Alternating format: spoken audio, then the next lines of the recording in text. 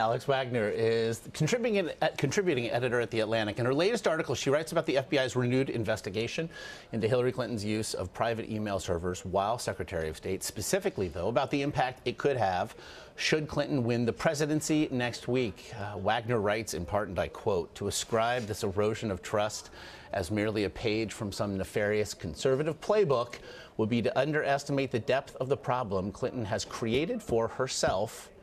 End quote. How'd I do? So good. I love when you read my work, Josh. I'm going to be... It puffs up my ego. Herculean. Alex Wagner, aforementioned, joins us now. First, your reaction to what we just heard there. Again, it's Barack Obama playing a part. Sure. But it speaks to, I think, exactly what it is you've written about. Yeah, I mean, as an actual line of argument that the sort of criticism of Hillary is that she's moody, I'm not sure that carries the same amount of weight as saying that someone is not born in the United States and therefore disqualified from holding the office of president.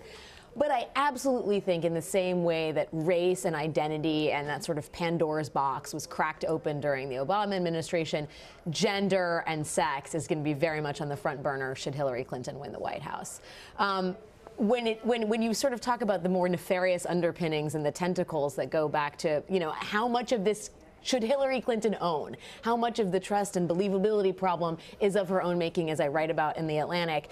You know, I think there are multiple prongs here. There are scandals from the 90s, the fact that we're still talking about Kenneth Starr and Whitewater, the fact that that still remains a sort of demon that the Clintons have to contend with even now suggests that this email scandal is going to haunt her well into her administration. But then there's a sort of trust and believability issue that is driven by policy. And I think that that is a vestige of the Clinton years, the third way politics, triangulation, the centrist Democrat platform that Bill Clinton was the architect of. That is no longer the Democratic Party. And Hillary Clinton has acknowledged as much in her run for the president. But I think there is skepticism on the part of the progressive base that has been held in check up until this point.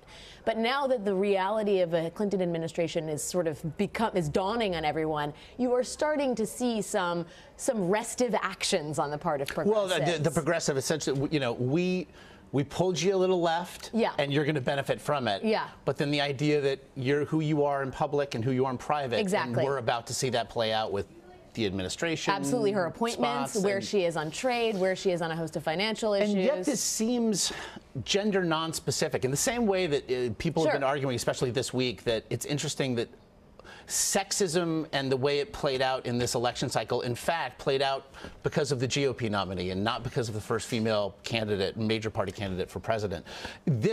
Her issues with trust and trustworthiness do seem, at this point, to be gender non-specific. Yeah, to a degree.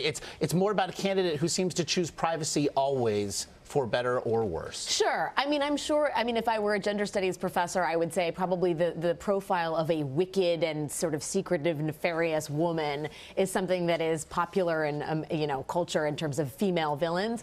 But I think that there is, the bulk of the concern around her trust issues has to do with policy less than it does sex. Our mutual friend, John Heilemann, this morning. A good friend of the family. Next door, yes. Friend of the program. Called the response thus far from the campaign with regard to Director Comey's letter sent, and then the new idea that there's a double standard, that the FBI didn't want to weigh in on whether or not Russia was officially behind the hacking of the DNC at all. Called it a Clinton classic. Find a pivot and hit the pivot. Absolutely. Hard. Yeah. Do you see, again...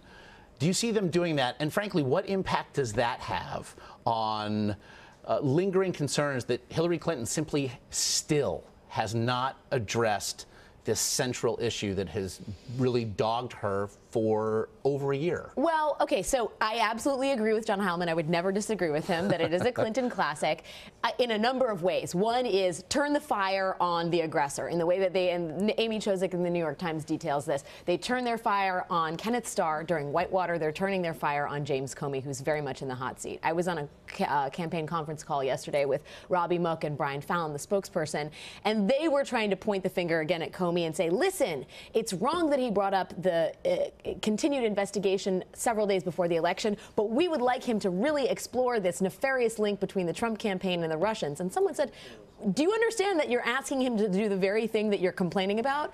And their response was, Comey started it.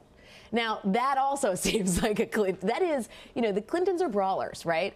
There is not the same sort of, I think that the Obama administration has sought to operate above the fray in a lot of respects. That is not how the Clintons operate, and you are seeing that play out in this particular moment. I'm going to get you out here on this one then. Is that a run out the clock idea, which really is to ask, does this change minds significantly one way or another? The only people that I think are truly affected by this are down ballot Democrats and Republicans.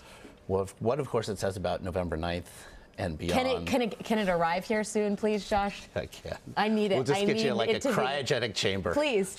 Rip Van Winkle me. 8 days later. Please. Alex Bragg, as always, your insights are duly appreciated. Thank you for your time, Josh.